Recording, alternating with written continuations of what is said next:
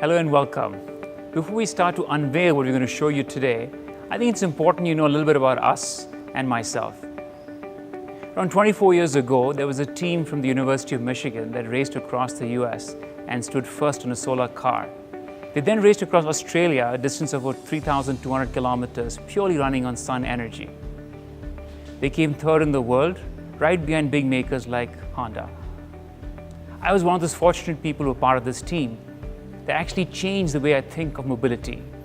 From someone who was always passionate about cars, the fact that you could run on electric cars and on solar energy across a continent was an eye-opener for me. Mrvl had its beginnings in this area. The idea to create a game shift in electric mobility, the idea to enable people to make their own energy and use it using technologies like sun to car to make a difference in how we think of mobility would be going. You know, I've always been passionate about cars and speed. Combining that with electric made things look very different. You know, electrics have a lot of oomph, a lot of torque as soon as you press the throttle pedal, and gives you a different perception of speed. The mobility space is also changing.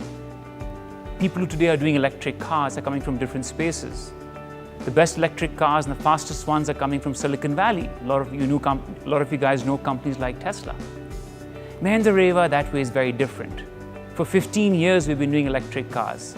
It's in our DNA to make them quicker, faster and more powerful. And today I'm going to talk to you a little bit about the Halo and how we came about it.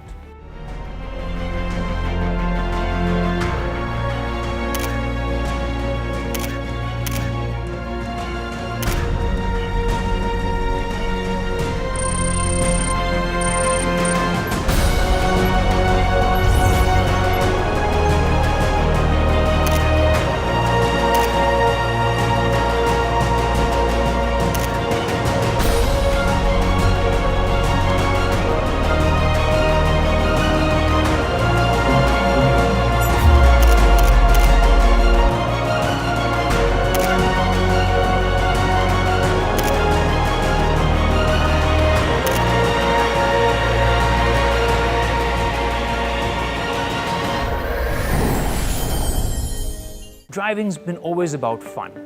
How can you have fun in cities while you're driving? How can you out-accelerate others off a traffic light? How could you have fun when you brake, in your handling? How could you have fun maneuvering in and out of traffic? Well, the idea of the Halo was that can we have a lot of fun while driving in city traffic? The second area was, can I while having fun, be also entertained? And today it's the instant generation. So we've given you a set of connectivity in the car that allows this space of time of a couple of hours a day to be a lot more fun or entertaining, whatever you choose. But you know, with all of that, also an important part is having some style and making a statement. The Halo was looked at around with that. Can it be something that looks cool to be in? Can it look something that looks like fun, that looks like it's quick and get in and out? And we thought of that as an important aspect as we looked at styling. I want to now introduce you to some of the men behind the styling that you see around here. Giridhar Katta is our head of design studio at Mrvl. And I have Hubert Tassin, who's the chief designer on the Halo product that you're going to see. So Hubert, what was your inspiration when you looked at the design and the thought process around Halo? For me, I've always been in love with the Italian sports cars of the 70s, because at this time in the US, to make a sports car, they would make an enormous vehicle with an enormous engine and an incredible horsepower. But in Italy, no, in Italy they would work on the aerodynamic, the dimension of the car and its weight, a lightweight vehicle that is really easy to handle. And this is basically what brings you emotion. And so that's what I love about our cars, that it's extremely tiny, with a really good stance, and I'm sure the handling will be incredible. When cars are short, aerodynamics are always a challenge to make it really efficient and literally get that wish when you drive, right? So what did you do to balance styling and aerodynamics? Is there any feature in the car that's very differentiating when it comes to anything else that you see out there? So the first thing, yes, it was really difficult, because the shorter the car, the more difficult it is to have a good aerodynamic result. Here there are two main elements. The first thing is that the surfaces on the front had to be extremely neat. That's why we don't have enormous holes, we don't have pieces coming out and in. We kept a simple surface and we tried to make it as round as possible so that the air can flow more naturally. The second thing is that just after the head, because of course somebody has to sit inside, we have to cover the head.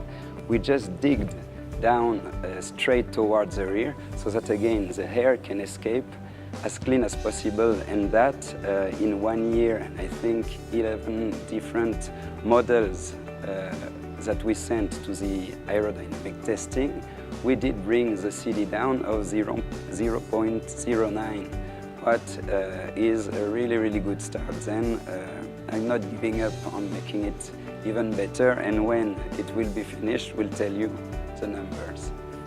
So Kata, tell me one of your favorite parts of the design.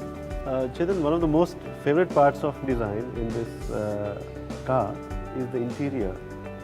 It is so ergonomic to get in and get out, yet it is such a tiny car that we have. The second most important thing is the way we have improved the attention span for the drivers on the road. There is a multimodal input where you are empowered to control the entire interface without having a look at any of these components that you have within. It's so much easier to control the interface. You have steering mode controls, you have console controls, and you have touchscreen and voice-enabled controls. This will completely empower you to reduce the attention span that you usually do in most cars. So while you've heard a lot about the styling, the part that excites me a lot is about really having good fun, and that's about having programmable performance. It's like your laptop or your smartphone where you can adjust everything. Now imagine adjusting your 0 to 100 time. Imagine adjusting how long you can get boost mode. Imagine adjusting the kind of acceleration profile you would like or the speed side you would like to go. Imagine adjusting the kind of G-force you would like to experience. All of this can be electronically adjusted. To me, that's about upgradability. It's about how futures of electric cars are going to be, because they're all controlled by computers and a lot easier to adjust than mechanical components. And that's going to bring about a new way of programmable performances.